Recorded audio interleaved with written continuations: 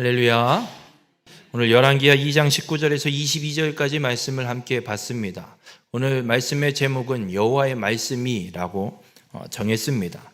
오늘 읽은 본문의 말씀은 지난주에는 엘리야는 하늘로 올려지고 그 하늘로 올려지는 걸 본 엘리사, 끝까지 그 자리를, 그 곁을 지켰던, 하나님을 따랐던 엘리사의 이야기를 함께 말씀을 나눴고, 오늘은 그 이후 엘리야가 하늘로 올려지고 엘리사가 엘리야 뒤를 이어서 선지자의 사명을 감당하는 사건이 시작되는 이야기입니다. 엘리야가 내게 뭘 해주길 원하느냐 엘리사에게 물었을 때 엘리사는 엘리야에게 이렇게 이야기했습니다. 당신에게 역사하시는 성령의 갑절의 역사가 내게 있기를 원합니다 라고 구했고, 그 구한 대로 엘리사에게 일어나는 사건들, 성령의 역사들이 오늘 읽은 본문 이후로 끊임없이 기록되고 펼쳐지게 되는 걸 보게 됩니다.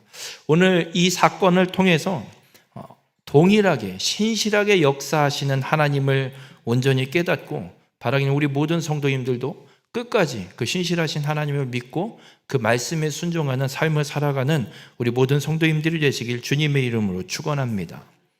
엘리사는 엘리야에게 분명하게 구했습니다. 성령이 하시는 역사가, 당신에게 일어난 성령이 하시는 역사가 내게 갑절이나 내게 있게 하소서 구했습니다. 그리고 하나님이 이 엘리사가 구하는 이야기, 이 말씀 이대로, 이 요구대로 역사하시는 걸 보게 됩니다. 어떻게 알 수 있냐면 엘리야에게 역사하셨던, 그래서 엘리야를 통해서 이루어졌던 기적이 있고 엘리사를 통해서 하나님이 이루신 기적이 있습니다. 놀랍게도 제가 성경을 좀 찾아보니 똑같은 기적들이 엘리야에게나 엘리사에게나 일어나는 걸 보게 됩니다. 대표적인 걸 보면 4가지가 있는데 어떤 사건들이 있었냐면, 엘리야에게는 사르밧 과부, 그 가뭄, 3년의 가뭄이 일어날 때 사르밧 과부의 집에 가서 기름과 가루가 마르지 않는 역사, 가뭄이 끝날 때까지 기름과 가루가 마르지 않는 기적이 일어났었습니다. 근데 엘리사는 또 어떤 일이 있었냐면, 선지자 생도의 과부의 집에 아들과 함께 살고 있었는데 그 집에 기름이 마르지 않는 역사를 엘리사도 동일하게 이루어내는 걸 보게 됩니다. 그리고 또 하나는 사르밧 과부의 아들이 죽었는데 그 죽은 아들을 엘리야 선지자가 가서 살리는 사건이 기록됩니다. 그런데 엘리사도 똑같은 일을 하나 합니다. 수넴 여인의 아들이 죽었을 때 가서 그 아들을 살려내는 기적이 일어나게 되는 걸 보게 됩니다. 그리고 또 한 가지의 사건이 있습니다. 어떤 사건이 있냐면, 열왕기하 1장에 보면 아하시야 왕이 이야기를 듣기 위해서 이 엘리사를 잡아오라고 군사 50부장을 보내는 사건이 있었습니다. 3번에 걸쳐 보내는데 앞선 2번의 50부장과 그 군사들을 엘리야가 하늘에서 불이 내려 그들을 살라버리는 사건이 기록되는 걸 보게 됩니다. 그런데 이 엘리사는 어떤 사건을 펼치냐면, 열왕기하 6장에 가면 아람의 군대가 이제 이스라엘을 공격하러 오는데 그 아람의 군대에 눈을 멀게 하고 그들을 서로 쳐 죽이게 만드는, 그래서 승리하게 되는 역사를 하나님이 엘리사를 통해서 이루는 걸 보게 됩니다. 그리고 또 한 가지는 이 엘리야가 하늘로 올려지기 위해서 요단을 건너갈 때 겉옷으로 요단을 치면서 가르고 건너가는 역사를 이 엘리야가 이루어냅니다. 그리고 엘리사도 엘리야를 떠나보내고 하늘로 올려보내고 엘리야의 겉옷을 받아서 돌아올 때 요단강을 똑같이 가르고 건너오는 그런 일들을 엘리사가 이루어내는 걸 봅니다. 여러분, 엘리야와 엘리사가 행한, 하나님께서 행하신 이 두 사람을 통해서 행하신 기적을 살펴보면 거의 비슷한 사건들입니다.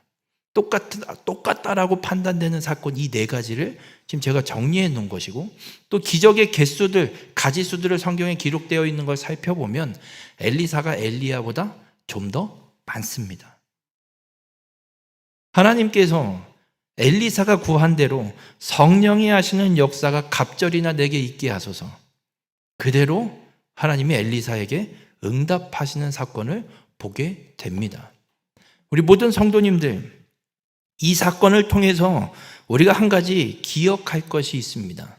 하나님은 변하지 않고 동일하게 역사하신다는 겁니다.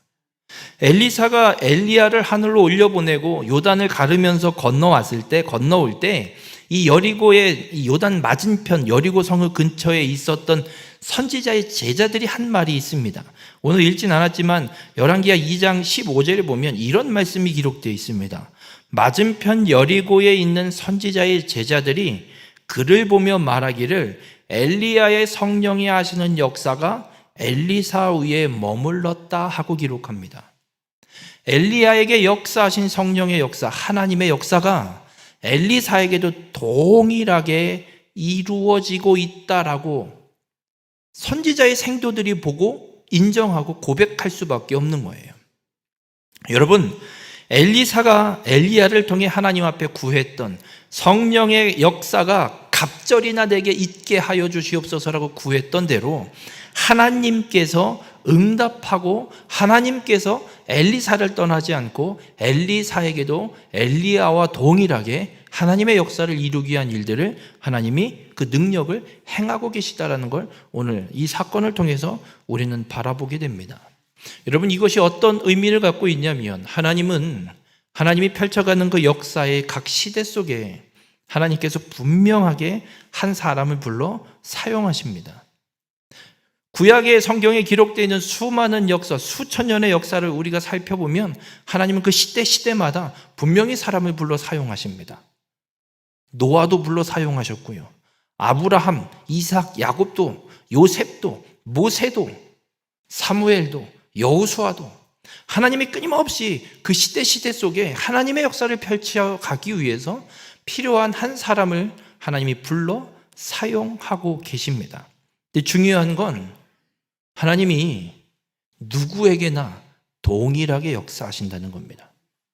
누구에게는 더 역사하시고 누구에게는 덜 역사하시지 않는다는 겁니다. 하나님께서 이루어 가시는 역사는 하나님이 사람을 각 시대마다 불러서 사용하시는 그 일들을 이루어 가시는 건 하나님이 계획하신, 이미 태초전, 창세전에 계획하셨던 그 구원의 계획을, 그 구속사의 계획을 하나님이 이루기 위해서 그 시대마다 각 사람을 불러서 동일하게 구원의 계획을 이루기 위한 역사를 하나님은 한 번도 변하지 않으시고 똑같이 그 일들을 이루어 가고 계신 것을 우리는 이 엘리야와 엘리사를 통해서 깨닫게 됩니다. 여러분, 하나님은 어느 시대도 차별을 두지 않으신 분입니다. 옛날이나 그랬죠. 지금은 하나님이 변하셨습니까? 제가 이런 생각을 할 때가 있습니다. 8, 90년대 우리나라 기독교의 모습, 그 불이 붙었던, 열심히 기도했던, 그러면서 교계 연합회나 기독교 연합회가 됐든 뭐가 됐든 이런 얘기를 합니다. 그때의 불과 그 열정을 다시 회복합시다라고 이야기를 합니다. 저는 이런 생각을 해봅니다. 왜 이렇게 변해가고 있을까? 사람이 변한 거지 하나님은 변하시지 않습니다.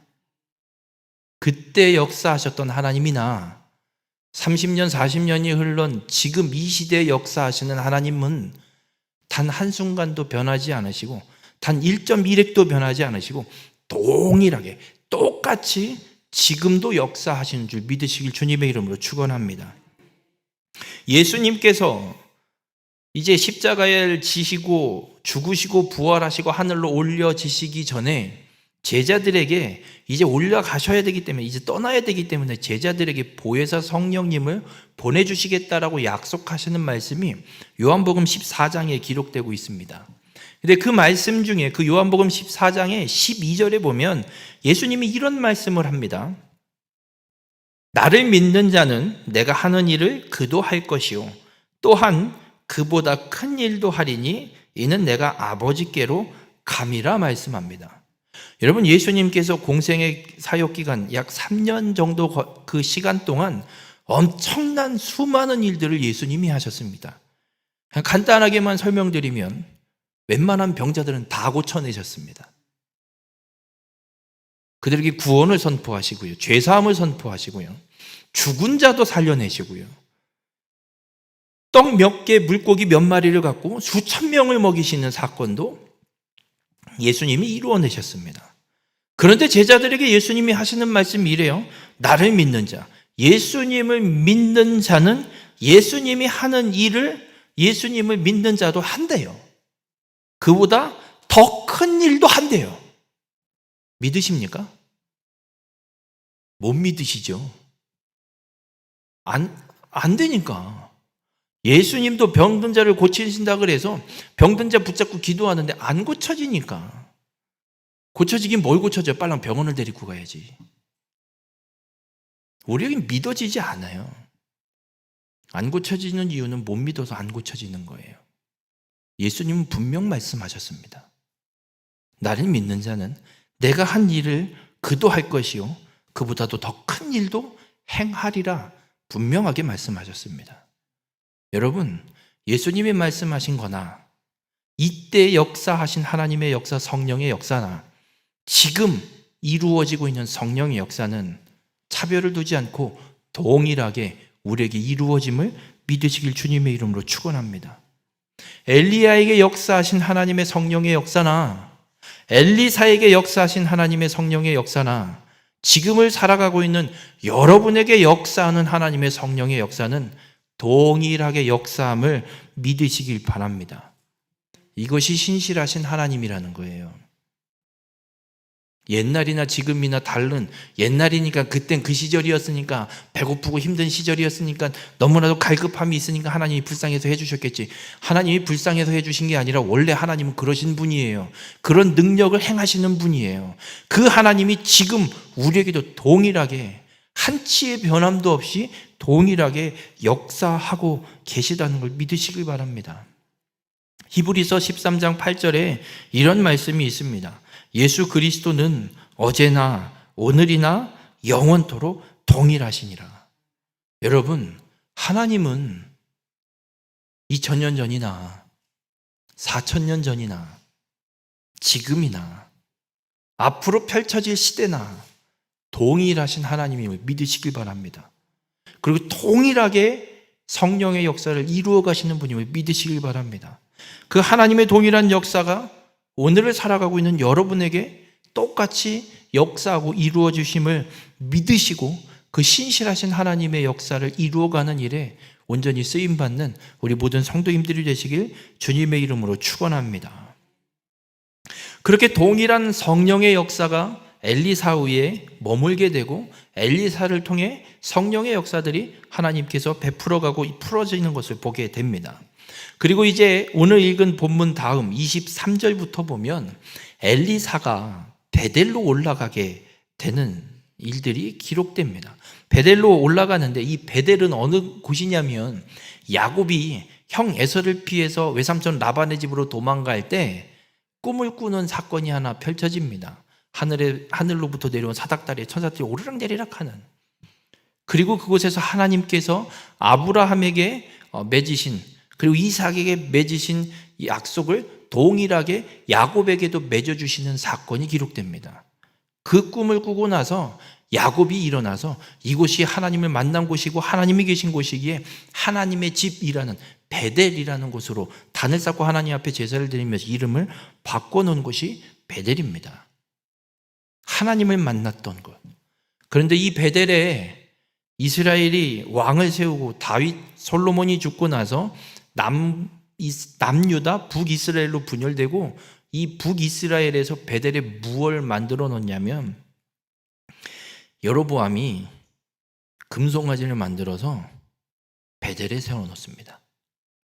하나님을 만난 하나님의 집이라는 뜻의 이 성읍에 여로보암 왕은 무엇을 만들어 놓냐면 하나님이 아니라 우상을 만들어서 우상 숭배를 이루는 그런 중심지로 베델을 바꿔 놓습니다. 그런데 놀랍게도 그런 곳에 엘리야 엘리사 시대에는 어떤 일이 또 펼쳐지고 있냐면 선지자들을 길러내고 교육하고 훈련시키는 선지자 학교가 세워지게 되는 겁니다. 그래서 엘리야와 엘리사도 베델을 거쳐서 여리고를 거쳐서 요단을 가갖고 엘리야가 하늘로 올려지는 사건이 기록되고 있는데, 이 베델이라는 곳에서 선지자의 제자들이 엘리사에게 이야기하는 사건도 앞에 기록되어 있는 걸 보게 됩니다. 하나님을 만났던 장소에 우상이 세워지고 우상의 중심지가 됐던 장소에 다시 하나님의 사람들이 그 사역을 감당할 하나님의 약속을 온전히 선포하고 대언할 자들을 훈련시키는 학교가 세워진 곳이 이 베델이라는 곳입니다. 이 베델이라는 성읍을 통해서 우리가 한 가지 깨닫게 되는 게 있습니다. 여러분, 하나님을 우리가 믿는다고 해서 하나님을 떠나는 역사도 펼쳐질 수 있음을 잊지 마시길 바랍니다. 야곱을 통해 하나님이 만나주셨던 그 성읍에 우상 숭배의 이 중심지로 변하는 사건. 여러분이 예수 그리스도를 믿고 살아가고 있지만 사단은, 마귀는 어떻게든 여러분들이 예수 믿는 걸 버리고 돌아서게 만들기 위해서 온갖 수단과 방법을 가리지 않고 여러분들을 잡아먹기 위해서 호시탐탐 노리고 있다는 걸 잊지 마십시오. 내가 예수 그리스도를 믿 이만하면 됐지라는 이 자만이 들어오는 그 순간 사단은 그 틈을 노리고 들어와 우리로 하여금 하나님이 아닌 우상을 숭배하게 만드는 일들을 펼쳐지게 될 수 있음을 잊지 마시길 바랍니다. 우리는 그래서 끊임없이 우리 스스로를 지켜가야 되는 줄 믿으시길 바랍니다. 그런 베델에 엘리사가 올라가려고 길을 가고 있는데, 올라가는 길에 어떤 일이 기록되고 있냐면 23절 말씀에 보면 엘리사가 거기서 베델로 올라가더니 그가 길에서 올라갈 때에 작은 아이들이 성읍에서 나와 그를 조롱하여 기록합니다. 작은 아이들이 베델에서 나와서 베델을 향해 가고 있는 엘리사를 향해 조롱하는 거예요. 뭐라고 조롱하냐면 대머리여 올라가라, 대머리여 올라가라. 여러분이 조롱한 아이들을 엘리사가 저주를 하고 어떤 일이 일어나냐면 암곰 둘이 나타나서 이 작은 아이들을 다 잡아 없애요. 죽입니다. 많은 사람들이 이 성경의 말씀을 오해를 합니다. 작은 아이들, 어린아이들 아니겠느냐, 어떻게 하나님이 어린아이들을 곰 불러서 잡아 죽이게 만드시지? 오해를 합니다. 여러분, 히브리어로 살펴보면 작은이라는 단어는 아이들, 작은이라는 단어가 어떤 뜻을 갖고 있냐면 이런 뜻을 갖고 있습니다. 아이들이라는 단어는 태어나지 않은 아이서부터 30살까지 먹은 청년까지 매우 광범위하게 사용되는 단어입니다. 그러니까 결혼하지 않은 약 30세까지의 뱃속의 태아부터 약 30세까지의 결혼하지 않은 아이들을 지칭하는, 사람을 지칭하는 단어예요. 그러니 이 단어는 단순히 어린 아이만 포함되어 있는 게 아니라 20대의 청년들까지도 포함되는 단어라는 이야기입니다. 그리고 이 작은으로 번역되어 있는 이 단어는 어떤 뜻을 갖고 있냐면 젊다, 어리다라는 뜻을 갖고 있어요. 우리가 지금 읽고 있는 개역 개정에는 작은 아이라고 되어 있지만 개역 한글은 젊은 아이들, 젊은으로 번역을 하고 있는데 이 이 근원, 어원을 찾아가면 어떤 뜻을 갖고 있는 단어에서 이 작은으로 번역된 히브리어 단어가 왔냐면 미혹되다, 더럽히다라는 단어에서 이 작은으로 번역된 히브리어가 파생됐습니다. 그래서 젊은 아이들이라고도 번역을 할 수 있지만 그 어원을 찾아가면 미혹된 젊은이들, 미혹된 사람들, 아직 결혼하지 않은 미혹된 혹은 더럽혀진 사람들을 지칭하는 단어예요. 그럼 여쭤볼게요. 초등학생들, 유치원생들이 미혹될 수 있을까요? 얘네들은 이게 옳은지 아닌지 판단조차 못하는 아이들이에요. 그럼 엘리사를 보고 대머리에 올라가라 조롱할 정도로 미혹된, 우상에게, 사단에게, 마귀에게 미혹되고 더럽혀져서 엘리사를 조롱해야겠다라고 나올 정도 판단력을 가진 사람이라면 어린 아이들이 아니라 최소한 고등학생 이상의 젊은 청년들일 거란 얘기예요. 그래서 그 생각을 갖고 이미 우상숭배에 완전히 빠져서 스스로 판단할 수 있는 그 우상숭배를 해야겠다라고 결단하고 선택할 정도의 청년들이 지금 베델로 올라가고 있는 엘리사를 찾아와서 대머리에 올라가라 조롱하고 있다는 거예요. 그러니까 어린 아이들을 이 사건에 기록하고 있는 게 아니라는 겁니다. 이미 우상숭배에 빠져버려서 베델의 성읍에 살면서 우상숭배의 중심지에 살면서 우상에 완전히 빠져서 하나님의 성령의 역사가 머물고 있는 엘리사를 향해서 저주하고 조롱하는 자들이 이 작은 아이들로 번역되고 있다는 겁니다. 여러분, 이런 우상의 숭배에서 심각하게 타락되어 있는 자들이 지금 하나님의 사람을 조롱하고 있습니다. 근데 이 조롱하는 내용이 대머리에 올라가라 이렇게 조롱하고 있습니다. 이게 어떤 의미로 조롱을 하고 있냐면 엘리야는 대머리가 아니었나 봐요. 근데 엘리사는 대머리였나 봐요. 엘리야가 나이가 많을까요? 엘리사가 나이가 많을까요? 엘리사가 나이가 많아요? 엘리야가 나이가 많겠죠. 스승인데. 아니, 나이 많은 사람을 제자로 삼겠어요? 아니죠. 갈 때가 되니까, 하나님이 날 불러갈 때가 되니까 엘리야가 엘리사를 하나님의 말씀대로 후계자로 삼은 거예요. 그러니까 엘리사가 더 어려요. 더 어린데 대머리예요. 그걸 지적하고 있는 거예요. 그러면서 이 올라가라는 말은 무슨 말이냐면 하나님이 엘리야를 불병거로 불러 올렸잖아요. 회오리 바람으로 불려 올라가셨잖아요. 그것처럼 엘리사, 네가 진짜 엘리야 뒤를 이은 하나님의 선지자냐? 그럼 너도 한번 올라가 봐. 대머리인 주제에 네 스승처럼 너도 한번 올라가 봐. 올라갈 수 있으면 한번 올라가 봐. 이러고 놀리는 거예요. 네가 진짜 하나님의 사람이냐? 네가 진짜 엘리야 뒤를 잇는 사람이 맞냐? 그럼 너도 한번 올라가 봐라. 그러면 올라가지도 못하는 게 대머리인 주제에 무슨 하나님의 선지자라고 웃기고 앉아있네 라고 지금 놀리고 저주하고 있는 거예요. 여러분, 하나님의 성령이 역사하시는 엘리사가 베델에 오는 것을 이 사람들은 지금 막고 있는 거예요. 어딜 오냐고, 네가 오지 말라고. 여기는 우상숭배의 본거지니까 너 같은 사람 절대 오면 안 돼. 막고 대적하고 있는 거예요. 하나님의 역사가 일어나는 걸 지금 대적하고 있는 자들이 바로 이 작은 아이들로 번역되고 있는 사람들입니다. 여러분, 우리가 하나님의 성령이 역사하는 사람 앞에 우상에 미혹되면 이렇게 하나님을 대적하는 사건이 이루어지게 됨을 잊지 마시길 바랍니다. 그래서 믿음으로 구원받은 우리의 삶이 우상에게 미혹되면 안 되는 줄 믿으시기 바랍니다. 우상에게 혹은 마귀에게 미혹되는 순간 우리는 하나님을 대적하는 자로 돌변할 수 있는 충분한 소지가 있는 사람들입니다. 에이, 저는 안 그래요. 아니요, 장담하지 마세요. 마귀가 능력이 없는 줄 아세요? 얼마나 연구하고 있는 줄 아세요, 지금? 어떻게 하면 저 사람을 넘어뜨릴까?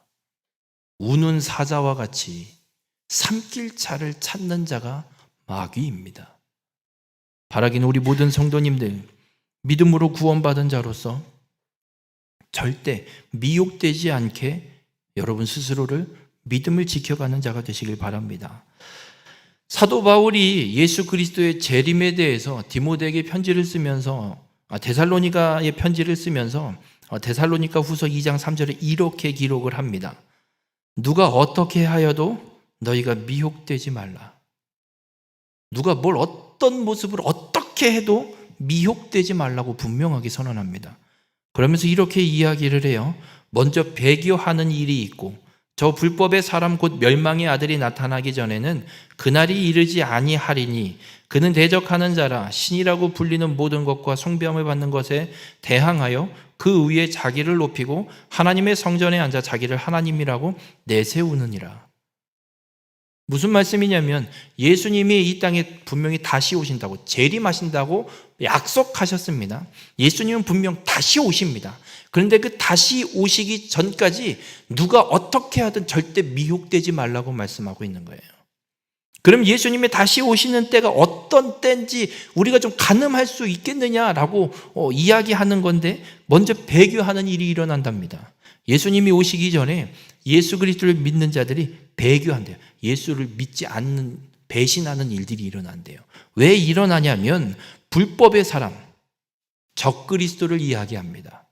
적그리스도가 일어나기 전까지는 절대 예수 그리스도가 이 땅에 오시지 않는다.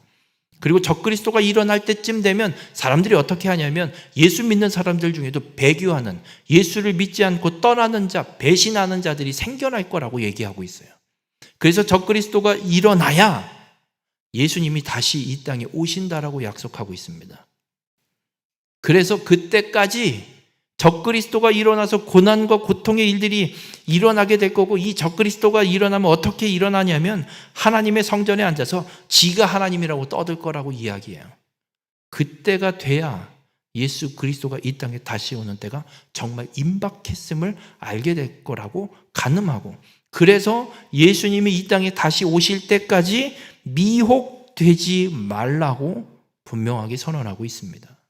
우리 모든 성도님들, 우리는 지금 종말의 때를 살아가고 있습니다. 종말의 때가 언제냐? 예수님이 하늘로 승천하시고 나서 다시 재림하시는 그때까지가 종말의 때로 보고 있습니다. 그냥 그렇게 보는 게 제일 속 편합니다. 우리가 살아가고 있는 이 때가 종말의 때입니다. 우린 이 때에 미혹되지 않게 깨어 있어야 됨을 믿으시길 바랍니다.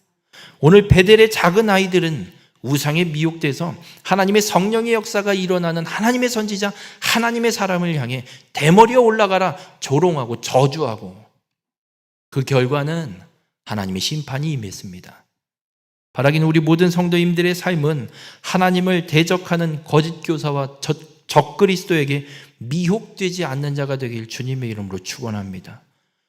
누가 뭐라 하든, 누가 어떻게 하든 미혹되지 말고 끝까지 믿음을 지켜 하나님의 역사를 이루는, 구원받는 우리 모든 성도님들이 되시길 주님의 이름으로 축원합니다. 그러면 이 종말의 때에 우리가 미혹되지 않기 위해서 어떻게 해야 될까? 성령의 역사가 다시 임하고, 그리고 이 베델의 작은 아이들의 대적 사이에 오늘 읽은 본문 말씀, 여리고에서 엘리사가 행하는 기적이 기록됩니다. 이 여리고 성읍 사람들이 엘리사에게 이야기를 합니다. 이 성읍이 보기에는 좋은데 열매가 잘 안 맺혀요. 물이 좋지 않아서 그런지 열매도 안 맺히고 뭐 하나 농사가 제대로 되질 않아요. 이렇게 농사가 되지 않는 이유에 대해서는 여호수아서를 읽어보시면 하나님께서 여호수아를 통해서 여리고 성읍을 일주일 동안 13바퀴 돌려갖고 성읍을 정복시키십니다. 그러면서 말씀하세요. 이 여리고 성읍을 다시 재건하는 자, 그에겐 분명히 심판, 저주가 임할 걸 말씀하고, 아무도 그 성읍을 다시 세우지 못하도록 저주를 선언하십니다. 그 여파로 그 하나님의 저주의, 심판의 저주를 통해서 이 여리고 성읍이 무얼해도 되지 않는 현상이 나타나지 않느냐라고 이야기하고 해석하기도 합니다. 그래서 이 여리고 성읍에 아무것도 토산이 익지도 못하고 제대로 맺어지지도 않는 이 이야기를 듣고 엘리사가 오늘 본문 20절에 이런 말씀을 합니다. 새 그릇에 소금을 담아 내게로 가져오라 라고 이야기합니다. 그리고 그 소금을 사람들이 새 그릇에 소금을 담아서 갖고 와서 이 엘리사에게 줍니다. 그리고 엘리사가 그 소금을 받아서 여리고 성읍의 물 근원, 물이 샘솟는 시작되는 샘이 하나 있을 거 아니에요. 거기에 가서 그 소금을, 물의 근원에 소금을 뿌립니다. 그리고 엘리사가 이렇게 선언합니다. 본문 21절에 여호와의 말씀이 내가 이 물을 고쳤으니 이로부터 다시는 죽음이나 열매 맺지 못함이 없을지니라 하셨느니. 여러분, 하나님의 말씀이 임했습니다. 물론 엘리사가 소금을 물의 근원에 뿌린 행위도 있습니다. 그러나 아무리 엘리사가 소금을 물의 근원에 뿌릴지라도 하나님의 말씀이 임하지 않으면, 하나님의 역사가 임하지 않으면 이적은, 기적은 일어나지 않습니다. 오늘 본문의 여리고에 보기 좋은 이 성읍에 열매를 맺지 못하는 때가 있습니다. 우리의 삶에도 이런 시점, 이런 상황이 펼쳐질 수 있습니다. 예수 그리스도를 믿어 구원받은 자로 믿음의 생활, 신앙의 생활을 살아가는, 신앙의 여정을 걸어가는 중에 보기엔 좋아 보이지만 온전한 열매가 맺어지지 않는 그런 삶의 상황들이 우리 앞에 펼쳐질 수 있습니다. 그렇게 넘어지는 상황들이 우리 앞에 있을 수 있습니다. 그런데 이런 상황이 우리의 삶에 펼쳐질 때 거짓 교사, 마귀에게 미혹되면 하나님의 심판을 피할 수 없습니다. 그러나 이런 상황에 우리가 미혹되지 않고 믿음을 지키고 하나님을 향한 믿음의 여정을 끝까지 걸어갈 수 있는 길은 하나님의 말씀이 우리에게 임할 때, 하나님의 말씀이 내 삶의 중심에 있게 되면 우리는 이 모든 상황들을 이겨내고 믿음을 지켜가고 미혹되지 않을 수 있음을 잊지 마시길 바랍니다. 우리가 미혹되지 않는 길, 믿음을 지키는 길, 그렇습니다. 하나님의 말씀을 내 중심에 모시고 이 말씀을 믿고 순종하고 살아가는 것이 우리에게 믿음을 지키고 미혹되지 않는 길입니다. 오늘 여리고 성읍 사람들은 하나님의 성령의 역사가 일어나는 선지자 엘리사를 만났을 때 이야기하고 문제를 이야기하고 엘리사가 말하는 대로 순종했을 때 하나님의 말씀이, 회복의 역사의 말씀이 엘리사를 통해 이 여리고 성읍에 임하게 되는 걸 보게 됩니다. 우리 모든 성도님들, 하나님의 말씀을 믿고 하나님의 말씀을 중심에 모시고 살아가면, 하나님의 말씀이 여러분에게 임하면 우리의 문제의 근원이 고쳐지는 역사가 일어나게 되는 줄 믿으시길 바랍니다. 세상이 뭐라 해도, 세상이 뭐라고 우리를 미혹하고 유혹할지라도 하나님의 말씀을 믿고 순종하며 살아가는 우리 모든 성도님들이 되시길 바랍니다. 그렇게 하나님의 말씀을 나의 중심에 두고 그 말씀에 순종하여서 세상에 미혹되지 않고 열매를 맺는 믿음의 삶을 온전히 살아가는 우리 모든 성도님들이 되시길 주님의 이름으로 축원합니다. 오늘 이 말씀이 바벨론의 포로로 끌려가 있는 유다의 남은 자들에게 선언되고 있습니다. 어디에도 희망이 보이지 않습니다. 하지만 하나님께서 예레미야를 통해서 포로 생활 70년 만에 다시 회복시키실 걸 분명하게 말씀하셨습니다. 바벨론의 포로로 끌려가 살고 있는 이 유다의 남은 자들에게 오늘 이 사건은 하나님께서 동일하게 신실하게 역사하신다는 믿음을, 그 회복의 소망을 품게 하신 줄 믿으시길 바랍니다. 어디에도 절망밖에 없습니다. 바벨론의 포로, 나라는 망해 사라졌고 백성들은 다 뿔뿔이 흩어졌고 포로로 살아가야 되고 그 삶이 쉽지 않은 이국 땅에서, 말도 잘 안 통하는 그 남의 나라에서 포로로 살아가는 이 유다의 남은 자들. 하지만 오늘 말씀을 통해 분명히 깨닫습니다. 엘리야에게 역사하셨던 하나님이 엘리사에게도 동일하게 역사하시듯, 나라가 부강했었던 그 시절에 역사하셨던 하나님이 나라는 사라지고 우리밖에 없는 포로로 살아가고 있는 우리에게 하나님이 동일하게 역사하고 계심을 믿으면 하나님이 말씀하신 대로 회복을 이루실 걸 이 남은 유다의 백성들에게 하나님이 소망으로 주고 계신 줄 믿으시길 바랍니다. 회복을 위해 이 유다의 남은 자들은 여호와의 말씀을 믿고 이 바벨론에서 세상에 미혹되지 않게 살아가야 됩니다. 그러기 위해 다니엘을 통해 깨닫게 됩니다. 다니엘 1장 8절에 포로로 끌려온 다니엘이 뜻을 정하여 왕의 음식과 그가 마시는 포도주로 자기를 더럽히지 아니하리라 선언합니다. 뜻을 정했습니다. 하나님의 말씀에 순종하기를 뜻을 정하고 그 세상에 어떠한 유혹에도 왕의 명령이 있을지라도 죽으면 죽으리라, 사자굴에 던져질지라도 내가 믿을 분은 하나님밖에 없느니라, 끝까지 믿음을 지키는 삶을 다니엘을 통해 보게 됩니다. 바라긴 우리 모든 성도님들, 우리에게도 주님은 동일하게 말씀합니다. 하나님께 뜻을 정해 엘리야에게 역사하신 하나님께, 엘리사에게 역사하신 하나님께 뜻을 정해 세상에 미혹되지 않는 삶을 살아가라 말씀합니다. 그 엘리야, 엘리사, 그들에게 역사하신 하나님이 오늘 여러분에게 동일하게 역사하고 계심을 믿으시길 주님의 이름으로 축원합니다. 신실하신 하나님의 이 말씀을 여러분의 삶의 중심에 두어 세상에 미혹되지 않기를 주님의 이름으로 간절히 부탁을 드립니다. 그렇게 말씀에 순종함으로 하나님의 놀라운 회복을 경험하고 하나님의 성령의 역사를 온전히 이루며 살아가는 우리 모든 성도님들이 되시길 주님의 이름으로 축원합니다. 기도하시겠습니다. 사랑의 주님, 오늘도 이 주님의 말씀을 통해 다시금 깨닫게 하여 주시니 감사를 드립니다.